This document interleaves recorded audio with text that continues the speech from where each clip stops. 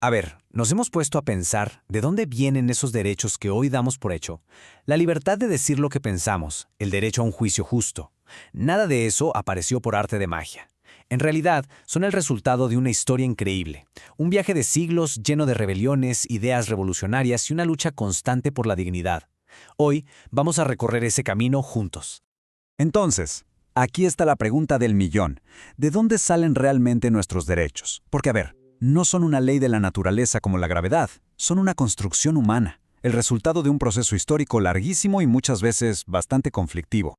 La mejor forma de entenderlo es imaginarnos un viaje, un camino muy, muy largo. Un sendero que se fue construyendo pedacito a pedacito a lo largo de los siglos, donde cada revuelta, cada declaración, fue como poner una nueva piedra en el pavimento. Y nuestra primera parada nos lleva justo al origen de todo. Y es que esto es clave, ¿eh? Los derechos humanos no nacieron en un salón de clases de filosofía. Nacieron en el campo de batalla de la historia, de conflictos, de rebeliones y de negociaciones muy reales sobre el poder, la libertad y la dignidad. Dos terremotos políticos gigantes sentaron las bases, las revoluciones en Inglaterra y Francia. Y no fueron solo guerras, fueron explosiones de ideas, impulsadas por tres conceptos que hasta el día de hoy nos suenan: libertad, igualdad y fraternidad. Estos principios se convirtieron literal en el motor del cambio. Nuestra primera parada nos lleva a una época en la que desafiar a un rey era, pues, casi impensable.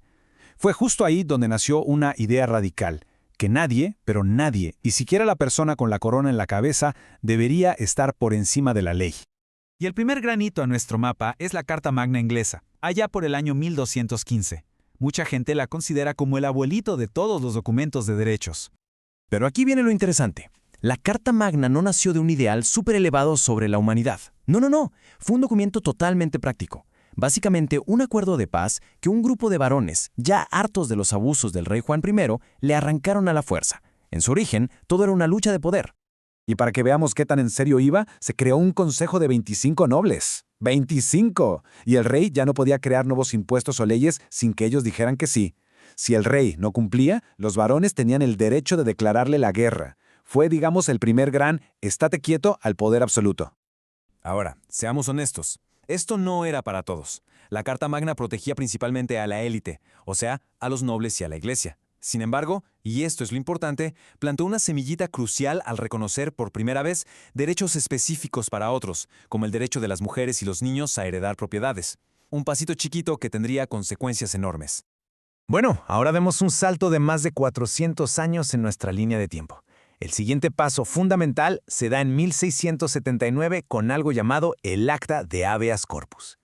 El habeas corpus es de verdad uno de los pilares de la libertad. La idea es súper simple pero increíblemente poderosa. Ninguna autoridad puede simplemente encerrarte y tirar la llave. Están obligados a llevarte frente a un juez y demostrar que tienen una buena razón para hacerlo. Es el escudo fundamental contra la tiranía del Estado. Y para rematar, apenas una década después, en 1688, la Bill of Rights, o Carta de Derechos Británica, vino a poner todo esto por escrito. Consolidó el poder del Parlamento y estableció libertades como la de no ser sometido a castigos crueles. La tendencia era clara. Al poder absoluto de los reyes se le estaban acabando los días. Y aquí es donde la cosa se pone buena. Entramos en una era de explosión de ideas. Los conceptos que se habían estado cocinando por siglos finalmente estallaron en revoluciones que iban a cambiar para siempre cómo se relacionaban los gobernantes y los gobernados. La gasolina de estas revoluciones fue una idea explosiva, la de los derechos naturales. ¿Y eso qué significa? Pues la creencia radical de que cada persona, no más por nacer, ya tiene ciertos derechos, a la vida, a la libertad, que no son un regalo del rey, y que por lo tanto ningún rey te los puede quitar. Esa fue la chispa que encendió todo. Y claro, esto nos lleva directito a 1776. En América, las colonias británicas se levantaron contra la corona y su declaración de independencia se convirtió en un faro para el resto del mundo. A ver, pensemos un segundo en la fuerza de estas palabras. Por primera vez, un documento político oficial tomaba esa idea filosófica de los derechos naturales y la convertía en la base para crear una nación entera. Decir que la igualdad es una verdad evidente cambió las reglas del juego para siempre. Y esa llama, pues, no tardó en cruzar el Atlántico. Apenas 13 años después, en 1789, Francia vivió su propia revolución, que terminó con la Declaración de los Derechos del Hombre y del Ciudadano. El primer artículo suena casi igual, ¿no? Es el mismo espíritu. Juntas, esas dos declaraciones hermanas crearon el molde para los derechos civiles y políticos que conocemos hoy, estableciendo no solo los derechos de la persona, sino también los del ciudadano. El mundo ya no volvería a ser el mismo. Pero, y siempre hay un pero, ¿verdad? A pesar de lo grandiosas que eran, estas declaraciones tenían sus letras chiquitas. Hablaban de hombres y ciudadanos, pero en la práctica muchas veces dejaban fuera a las mujeres, a los esclavos, a los que no tenían propiedades. El siguiente gran salto en nuestro viaje sería hacer esa promesa más grande, pasar del hombre al ser humano. El horror de 2 guerras mundiales, del Holocausto, de atrocidades a una escala que nunca se había visto, obligó al mundo a despertar. Quedó clarísimo que las declaraciones de cada país no eran suficientes. Se necesitaba un estándar universal, un código moral para toda la humanidad que dijera nunca más. El objetivo ya no era solo ponerle un alto a un rey, sino proteger a cada ser humano de cualquier forma de opresión. Y así, llegamos al final de nuestro recorrido histórico. Ha sido un viaje larguísimo y a menudo muy duro, desde los campos de batalla en Inglaterra hasta los salones de las Naciones Unidas.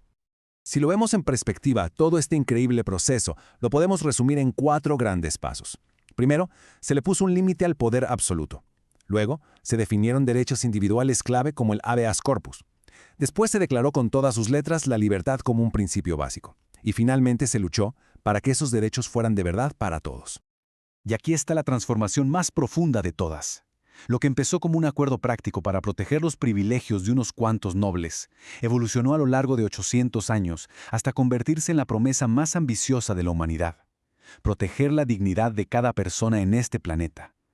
Ese es el verdadero legado de este viaje.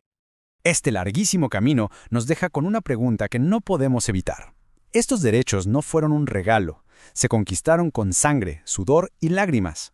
La historia nos enseña que son frágiles y que nunca, nunca debemos darlos por sentados. La verdadera pregunta entonces no es solo cómo los protegemos, sino qué piedra estamos dispuestos a poner en este camino para las generaciones que vienen.